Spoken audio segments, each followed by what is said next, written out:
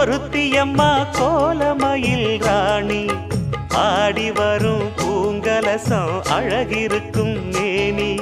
தேர் நடந்து தெருவில் வரும் ஊர்வலமா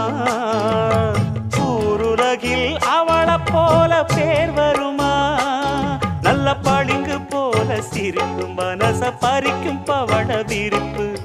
விளங்கிடாத இனிப்பு விவரம் புரிஞ்சிடாத துடிப்பு